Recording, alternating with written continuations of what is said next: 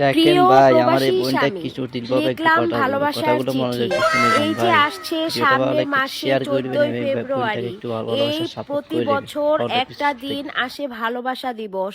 আপনি তো কখনোই কোনোদিন মনে রাখার প্রয়োজন মনে করেননি। না দিয়েছেন এই পর্যন্ত একটি গোলাপ, না বলেছেন প্রেমের নতুন কোনো সংলাপ। তাহলে কি আপনি আমাকে ভালোবাসেন না? যদি ভালোবাসেন তাহলে আমি এত ডাকি তবু কেন দেশে আসেন না? এই ভালোবাসার দিনে কত জোড়ায় জোড়ায় রাস্তা দিয়ে ঘুরে, অনেকের বা হয়ে যায় পেটে বাচ্চা। আপনার কি মনে হয় না আমারও মা হওয়ার জাগে ইচ্ছা? তাই তো আমি অভিমান নিয়ে বসে আছি, নিয়ে মনে ছোট্ট একটি আশা। আপনি বিকাশে পাঠাবেন আমার জন্য আপনার কিছু ভালোবাসা।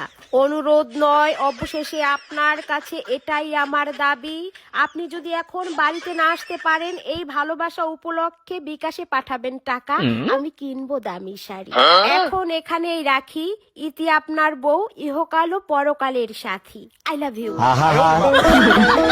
আমি পারি না আর পারি না।